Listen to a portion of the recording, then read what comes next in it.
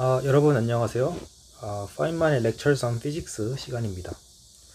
오늘은 이제 그 챕터 6 확률에 대해서 좀 얘기를 해보려고 합니다. 그래서 본격적으로 이제 본문에 들어가기 앞서서 이 책에 수록된 어떤 코멘트가 있었어요. 이 세상의 진정한 논리는 뭐 어디에 있는 것이 아니라 확률 계산법 속에 있다.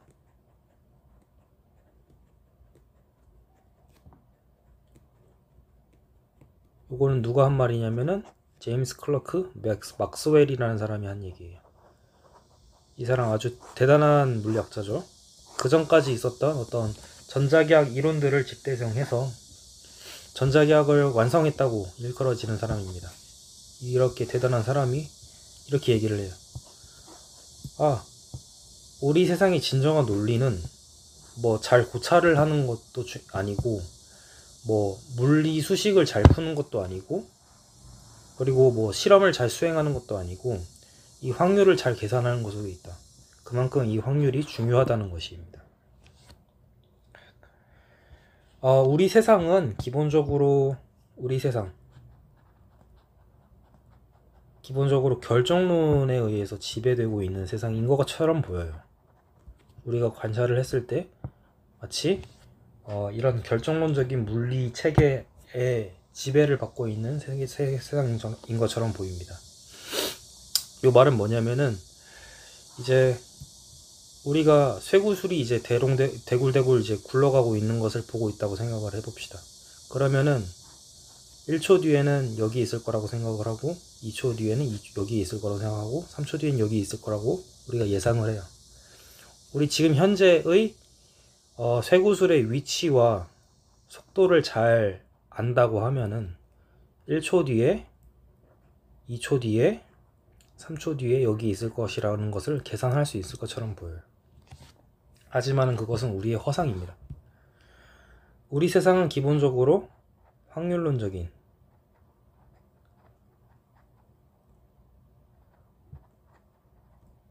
물리체계에 의해서 지배되고 있는 세상이라고 합니다. 그것이 결론이고요. 하지만 우리가 살고 있는 세상, 이 세상, 그 거시세계라고 하죠, 우리. 거시세계에서는 이러한 어떤 확률론적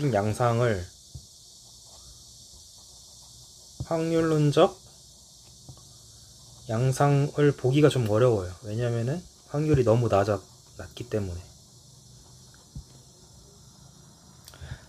하지만 이게 미시세계라고 얘기를 한다고 하면 이제 양자역학이 통용되는 세계이죠. 대충 한 원자의 세계라고 생각하면 돼요. 원자. 여기에서는 이 확률이 무시할 수 없는 수준으로 올라갑니다. 이런 확률적인 양상에 이것이 무시할 수 없는 수준으로 확률이 올라가게 됩니다. 그래서 예를 들면은 뭐 우리가 이 세계에서 뭐 어떤 그런 그 공학을 할 때는 뭐 터널링 이펙트라던가 이런 것들도 무시를 할 수 없는 그런 것들이 발생하게 되겠죠.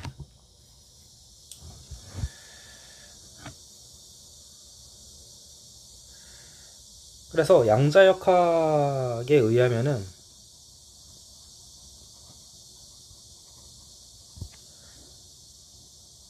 (1초) 뒤에 이 쇠구슬이 여기 있을 확률이 가장 크기는 해요. 이게 양자역학으로 이제 이렇게 계산을 해도 결론은 이거예요. 이제 여기 있을 가능성이 가장 크다. 하지만 그것이 100%는 아니고요. 이 쇠구슬이 이 허공에 떠 있을 가능성도 0은 아니다 라는 것이 양자역학이 풀면은 그렇게 나옵니다. 여기 있을 가능성, 여기 있을 가능성, 모든 가능한 경로를 다 계산을 하게 됩니다. 양자역학을 계산을 하게 됩니다. 그러면은 결론적으로 얘기를 하면은 고전역학적으로 푼 여기 이 위치에 있을 가능성이 가장 크기는 하지만은 그것이 100%는 아니고 다른 곳에 있을 가능성도 0은 아니다 라는 것이 양자역학의 결론입니다. 그래서 이 본격적으로 본문으로 들어가면은 이 소주제에 대해서 얘기를 하면은 1번 6-1의 가능성, 대해서 얘기를 하죠. 이 확률은 가능성에 대한 얘기예요. 2번 요동, 확률론적 요동을 얘기를 합니다. 3번 마구 걷기, 4번 확률 분포,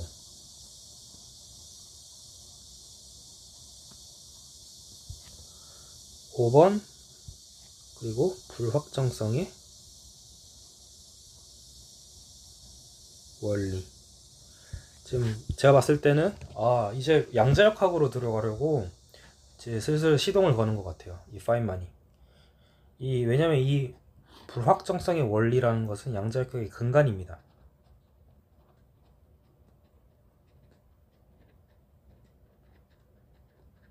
그래서 양자역학으로 풀었을 때의 어떤 그런 결론과 고전역학은 같지가 않아요. 같지 않는데 그 원인이 바로 다 모든 것이 이 양자역학과 고전역학이 다른 모든 것의 근간에는 불확정성의 원리가 있습니다. 요거는 좀 이따가 좀 더 자세히 얘기하도록 하겠습니다. 자, 그러면은 시작해 볼까요? 1번 가능성에 대해서 얘기를 해보겠습니다. 가능성. 우리가 세상을 살면서 어떤 확률이 100%인 경우는 없죠. 예. 모든 것은 약간의 불확정성을 내포를 하고 있어요. 가능성이 100%인 상황이라는 거는 좀 쉽게 생각하기가 어려워요. 가능성이 100% 아닌 경우가 많죠. 그럼에도 불구하고 우리는 결정이라는 걸 내려야 되고요. 그래서 우리는 자연스럽게 추측이라는 걸 하게 됩니다. 우리는 추측을 하면서 살아가고 있죠. 그래서 이 추측을 하는 체계적인 방법을 발명을 하게 됩니다. 추측을 하는 체계적인 방법을 발명하게 되는데 그것이 통계라는 겁니다. 통계학. 그래서 여기서 이 통계학이 대답하는 건 뭐냐면은 어떤 경우에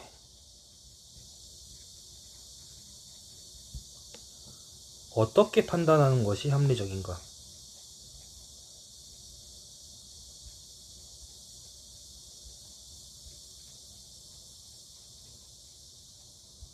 이 대답을 통계학이 합니다.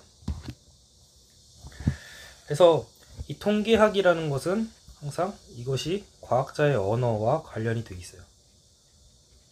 과학자들은 이것이 저거예요 라고 쉽게 말하진 않아요. 이제 과학자들이 얘기를 하기에는 실험을 예를 들어서 실험을 했어요. 어떤 이론의 가부를 결정하는 실험을 하는데 결론이 이렇게 나오면은 yes고 이렇게 나오면은 no예요. 하지만은 항상 yes, no로 이게 실험 결과가 나오는 경우는 없어요. 거의 없어요. 예를 들어서 결론이 한 2쯤 나왔다고 해봅시다. 그러면은 얘는 yes라고 판단을 해야 될까요? no라고 판단을 해야 될까요? 굉장히 애매하죠. 그래서 과학자들은 어떻게 하냐면은 이 실험을 반복을 합니다. 여러 번 반복을 해요. 어떨 때는 실험 결과가 이렇게 나오고 어떨 때는 실험 결과가 이렇게 나오고 어떨 때는 실험 결과가 이렇게 나오고 어떨 때는 실험 결과가 이렇게 나와요. 그래서 그 개수를 축적을 하면은 이런 식으로 히스토그램이 만들어질 것입니다.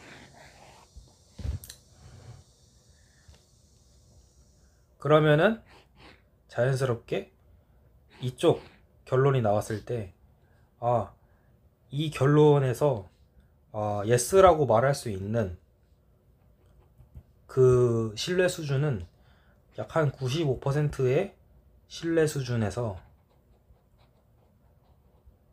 우리는 이 결론을 yes라고 말할 수 있다. 그러니까 항상 신뢰 수준에 우리의 어떤 그 주장을 근거를 해서 신뢰 수준으로 얘기를 할 수가 있습니다. 한마디로 확률론적으로 얘기를 하는 것이죠. 이것이 과학자의 언어입니다. 그래서 우리는 항상 추측을 하고 그 추측 때문에, 우리가 추측을 했다는 그 사실 때문에 통계학적으로 얘기할 수밖에 없는 거예요. 여기서 중요한 게 있습니다. 과학적 실험의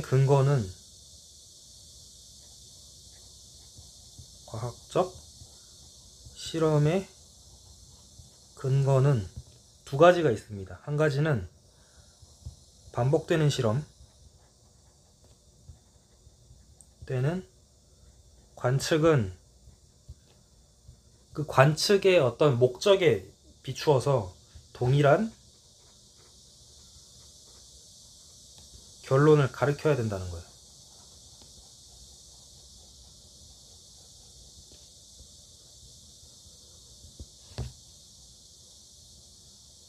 동일한 결론을 가르쳐야 된다. 이것이 실제로 예스면은 노 근처에서 계속 나오면 안 되는 거예요. 그리고 노로 나왔다가 예스로 나왔다가 이런 식으로 이렇게 우리 세계가 그렇게 관측이 되는 대상이면 안 된다는 것이죠.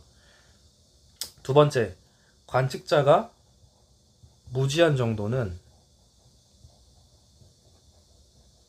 우리는 항상 어떤 그 모르는 것에 대해서 그 숨겨진 어떤 진리에 대해서 무지하고 이렇게 무지한데 그 무지한 정도는 항상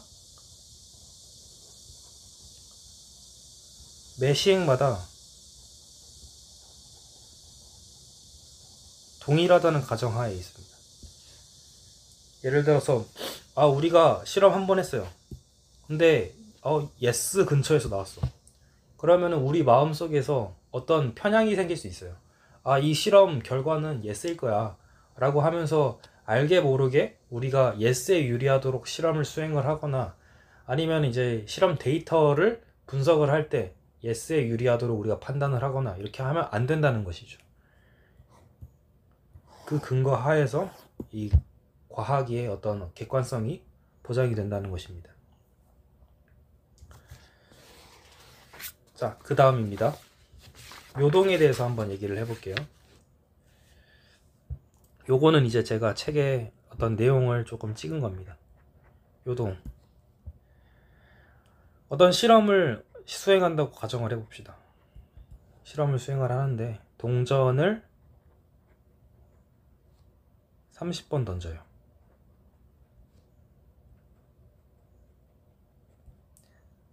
앞면이 몇 번이 나오는지 관측을 하는 실험이라고 합시다. 그러면 우리는 그 기대치를 쉽게 알 수 있어요. 그 기대치는 우리가 동전을 30번 던졌다고 하고요. 곱하기 이 동전에는 앞면과 뒷면만 있다고 합시다.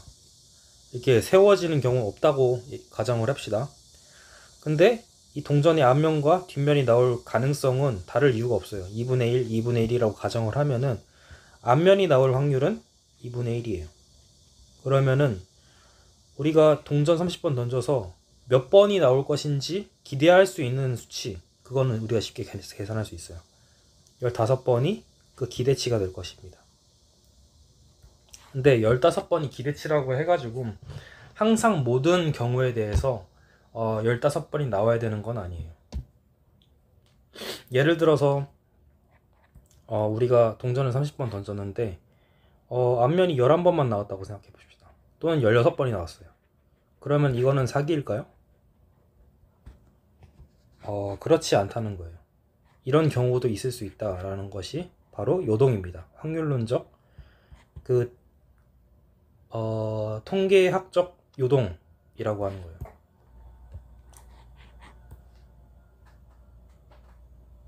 그러니까 이제 이 15번이라는 기대치는 결국 이거예요. 15번이 나올 확률이 가장 크다는 거예요. 가장 크다. 가장 크지만은 11번, 16번이 나올 가능성도 있다라는 것이 그 결론입니다. 그래서 이 요동은 어디에 기인을 하냐면은 확률론적 요동은 결국에는 통계량의 부재에서 통계량의 부족에 기인을 합니다. 예를 들어서 우리가 동점 30번 던지는 시행을 한 100번쯤 반복을 했다고 해봅시다. 그러면 총 3000번 돌린 거죠. 그러면 이렇게 3000번 해가지고 동전이 앞면이 나온 그 개수가 어느 정도가 됐는가를 했을 때 이거는 점점 1500번, 그러니까 이 확률이 3000분의 1500이니까 2분의 1에 근접을 해야 된다는 거예요. 점점점 우리가 통계량을 늘려가면 늘려갈수록 이것이 확률이 2분의 1에 수렴을 해야 된다. 그렇지 않으면 사기라고 세상 생각을 해도 된다 라는 뜻입니다. 자, 이런 식으로 30번씩 동전을 던지는 시행을 100번을 해가지고 앞면이 나온 개수를 우리가 한번 이제 히스토그램으로 나타내 보았다 라고 합시다. 그래서 이것이 앞면이 나온 개수 이고요. 여기가 0이고 여기가 15고 여기가 30이라고 합시다. 최대치는 30이에요. 왜냐하면 동전은 30번만 던졌기 때문에. 자, 첫 번째 시행에서 15번이 나왔어요. 그럼 여기에 하나 올리고, 두 번째 시행에서 16개가 나와서 여기에 하나 올리고, 세 번째 시행에 11개가 나왔기 때문에 여기에 올리고, 이런 식으로 각 위치에서의 그 시행을 쌓아 올리면 히스토그램이 됩니다. 그래서 100번을 한 다음에 요거를 한번 그려보았어요. 그것이 요겁니다. 그래서 여기서 보면은 이론값은 대충 한 이런 식으로 나오는데 실험값은 그것과 완전히 가깝지는 않다는 거예요. 그래서 한마디로 이 실험값과 이론값에 차이가 발생할 수 있는데 요거를 요동이라고 합니다. 이론값과 실험값은 항상 같지가 않습니다. 근데 요거는 어디서 기인한다? 통계량의 부족에서 기인한다 라고 얘기를 할 수 있습니다. 이번에는 상황이 조금 바뀌었어요. 3번 마구 걷기. 실험은 비슷해요. 시행을 하는 건 비슷해요. 동전을 30번 던져요. 근데 앞면이 나오면 앞으로 1보, 뒷면이 나오면 뒤로 1보를 움직인다고 합시다. 그러니까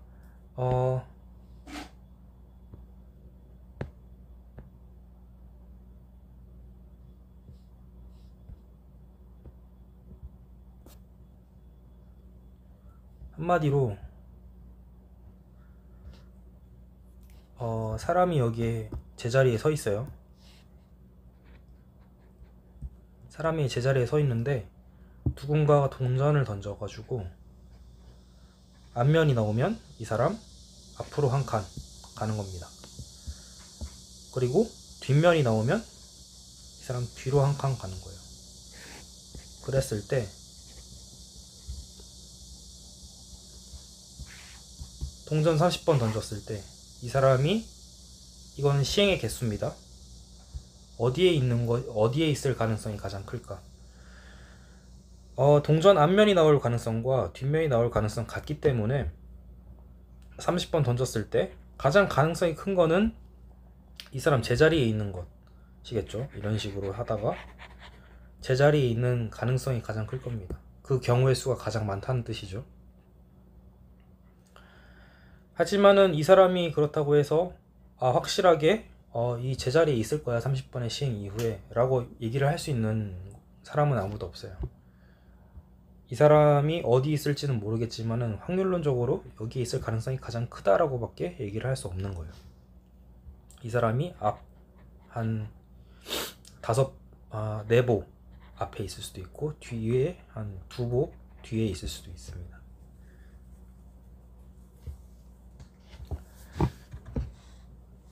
그래서 요런 시행을 여러 번 반복을 했다고 합시다. 그러면은 이 사람이 서 있는 이 최종 위치에 대한 어떤 히스토그램을 나타내면은 이런 식으로 또 나타날 거예요. 이게 앞이고 이게 뒤면은 뭐 가장 확률이 큰 거는 제자리 0, 그리고 여기서 몇 부호만큼 떨어졌는가, 뭐 어느 방향으로, 요거를 이제 좌우의 어떤 그 테일이라고 한다고 하면은 이런 식의 어떤 히스토그램이 나타날 겁니다. 요거를 보기 힘드니까 아예 좀 뒤집어 보죠. 이런 식으로 여기 중심이 떨어진 거리입니다. 그래서 0일 확률이 가장 크고요. 멀어지면 멀어질수록, 이게 앞이고 이게 뒤라고 하면은 멀어지면 멀어질수록 이런 어떤 모양의 분포를 그리게 될 겁니다. 충분한 통계량이 뒷받침된다고 하면은 이런 식으로 종 모양의 어떤 그 히스토그램을 그리게 될 거예요. 요거를 우리는 종 모양의 히스토그램을 그리게 되는데 가우시안이라고 부릅니다. 가우시안. 이거는 가우스라는 사람이 충분한 통계량을 했을 때 히스토그램의 모양이 이런 종 모양을 그리더라, 자연의 많은 경우에. 그리고 그 수식을 유도를 했어요. 확률 분포라고 하는 것인데, 이것이 가우시안 같은 경우에는 다음과 같이 나타나죠. 2파이 스퀘어 루트에 곱하기 이제 시그마 분의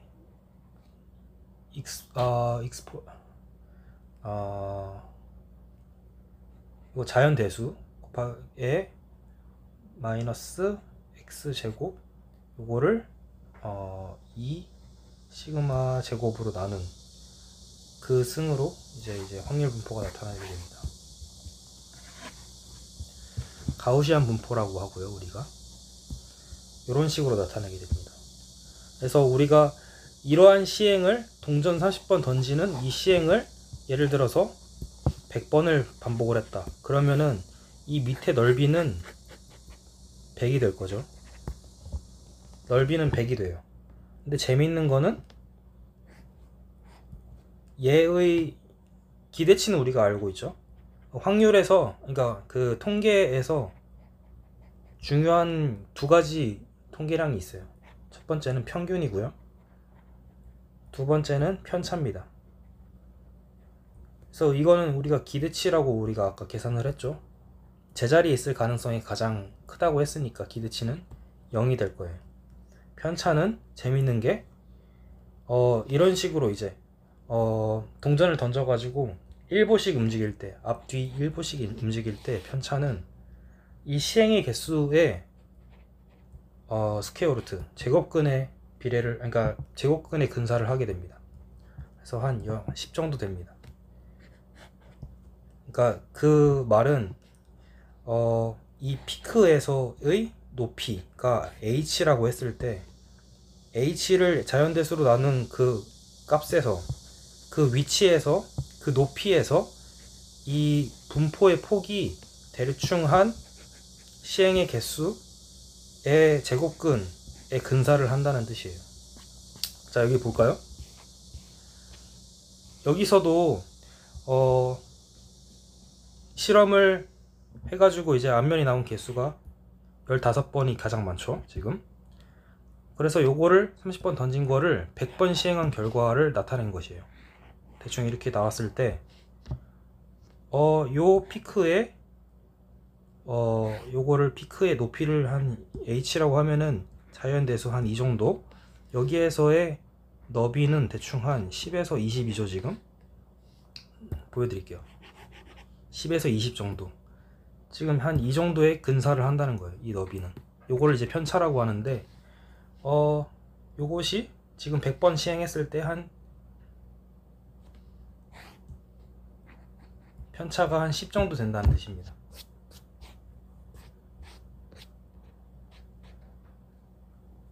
그래서 이런 관계성이 있더라 라는 것이고요. 그 다음에 이제 확률 분포, 이번에는 상황이 조금 바뀌었어요.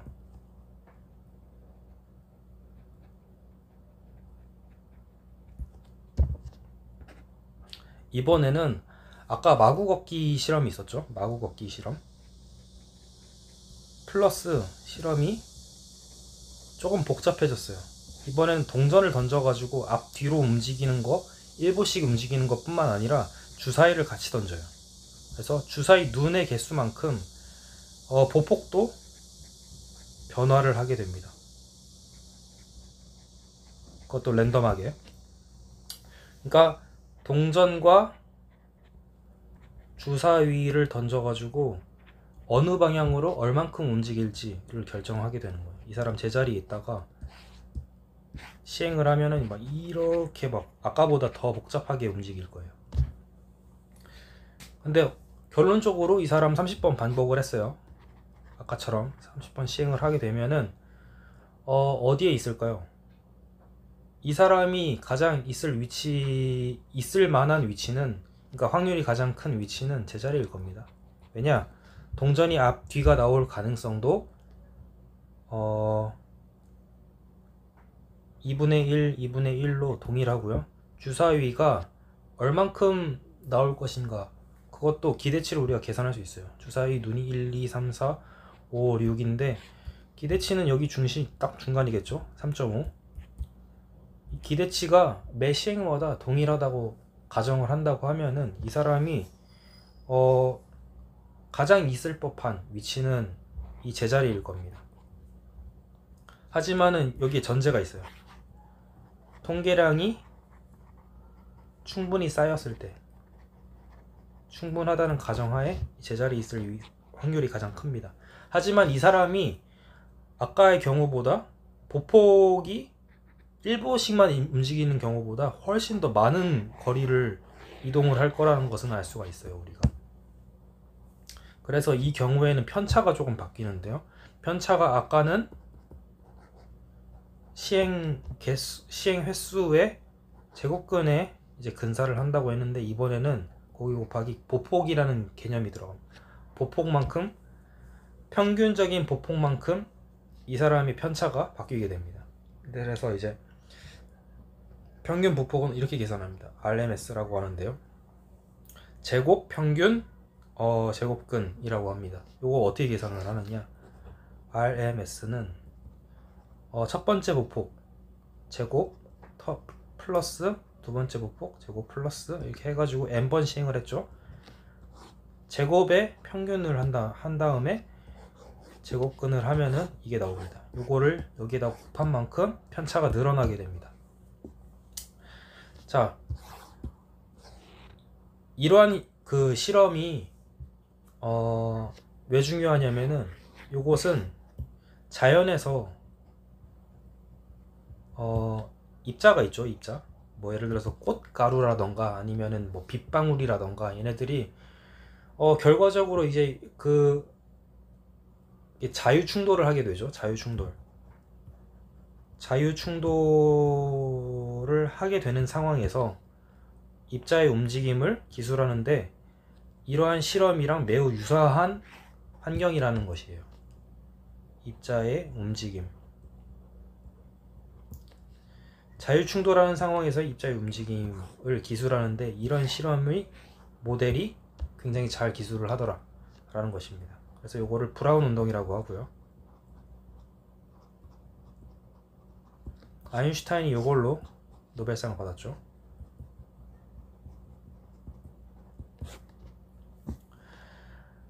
그래서 이러한 어떤 실험이 굉장히 중요한 모델입니다.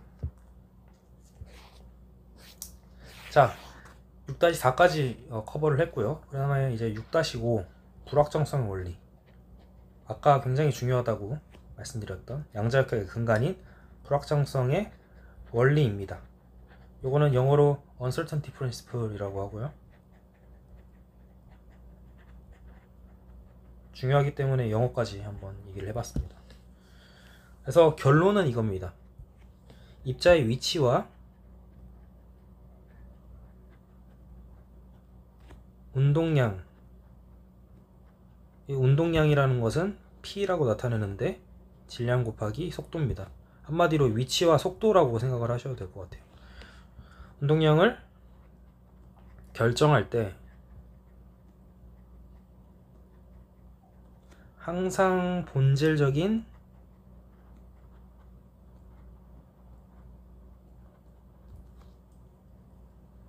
불확정성이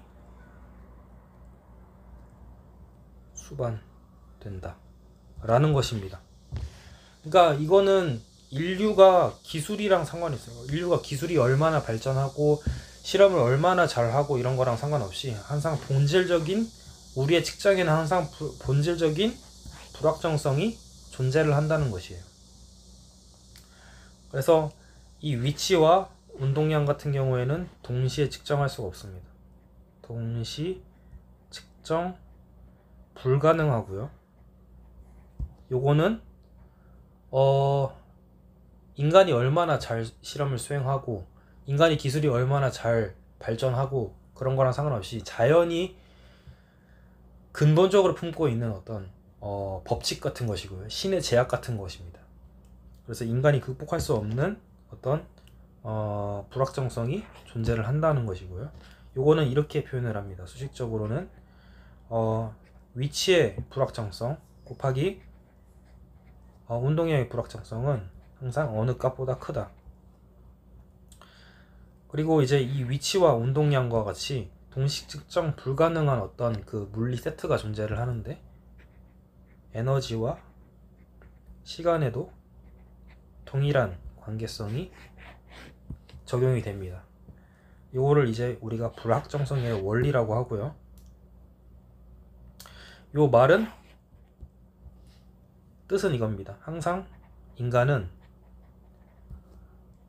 확률만 측정 가능하다. 확률만 측정 가능하고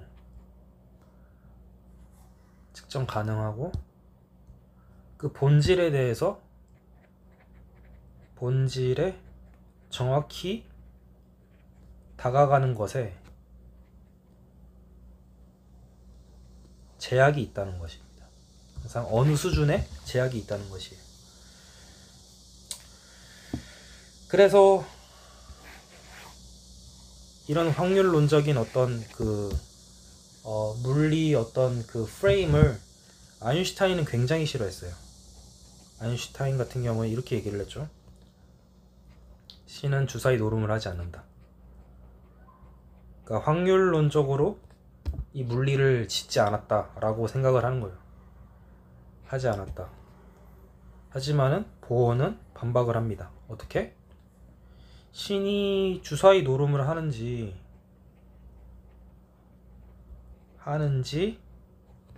않는지는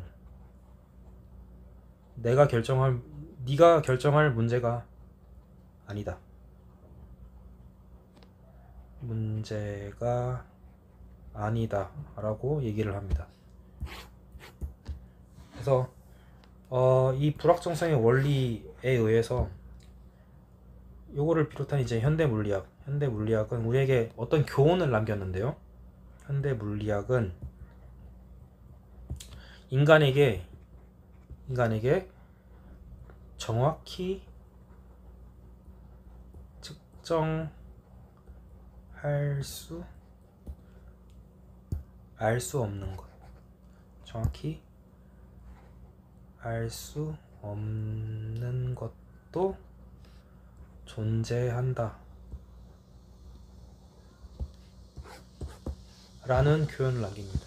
인간의 한계성에 대해서 상기시켜주는 어떤 그런 교훈을 남기게 되죠.